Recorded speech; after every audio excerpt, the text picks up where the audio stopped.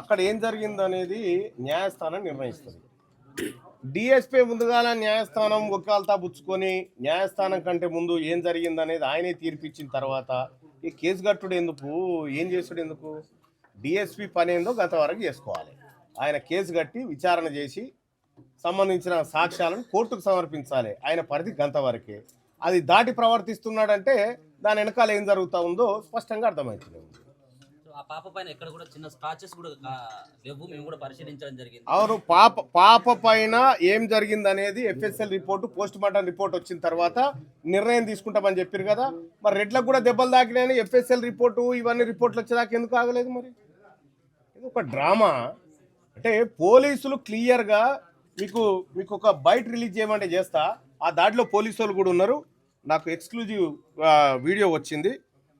ఆ దాడిలో ఆ మహిళకు దాడి జరుగుతున్నటువంటి సందర్భంలో పోలీసులు కూడా అక్కడ ఉన్నారు. ఇద్దరు పోలీసులు ఆ లోపల కొబ్బరికాయల రూమ్లో జ్వరబడ్డటువంటి సందర్భంలో వాళ్ళు ఉన్నారు. వాళ్ళకు సంబంధించినటువంటి వీడియో కూడా ఇగో నా దగ్గరకు వచ్చింది. ఈ 4 నిమిషాలని వీడియో దాంట్లో ఉన్నారు క్లియర్గా.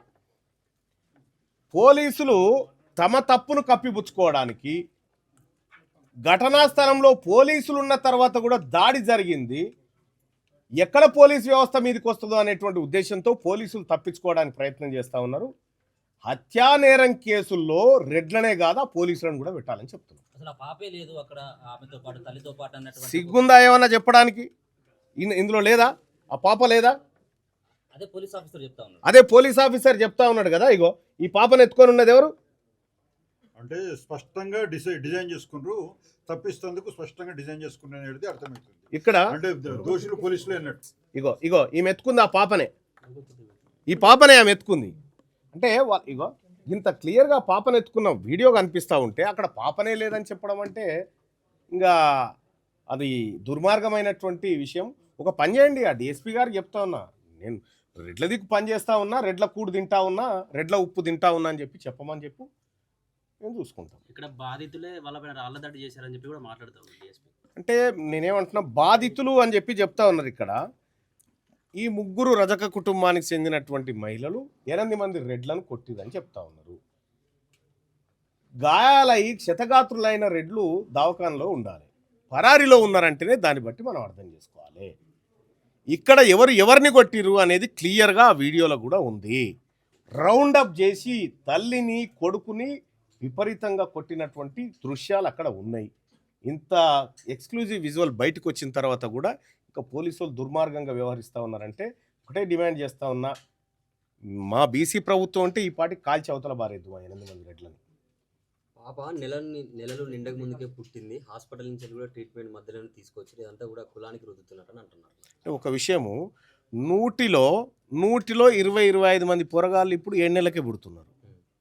అర్థమైందా? ఇక మరి అందరు చచ్చిపోతున్నారు అట్లే.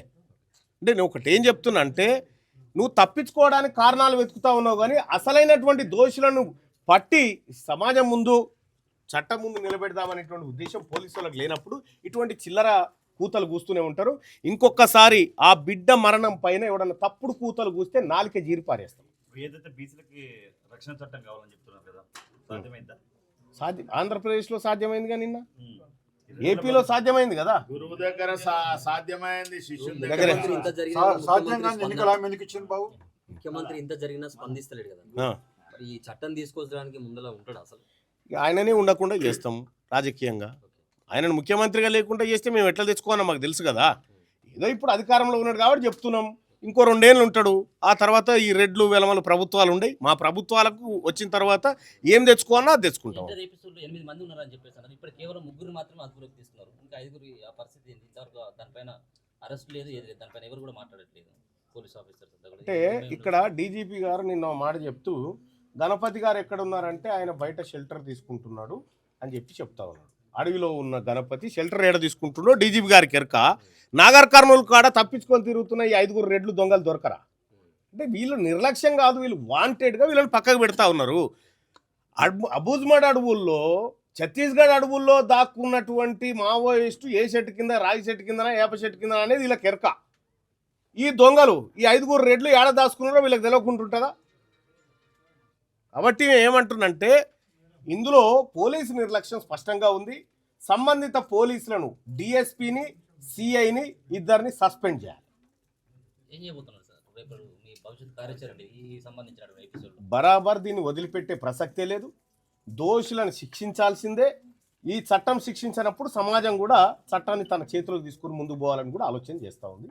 మాకు ఆ ఉద్దేశం లేకపోయినప్పటికీ తప్పనిసరి పరిస్థితుల్లో ప్రజలనైతే మేము ఆగబట్టే పరిస్థితి ఉండదు.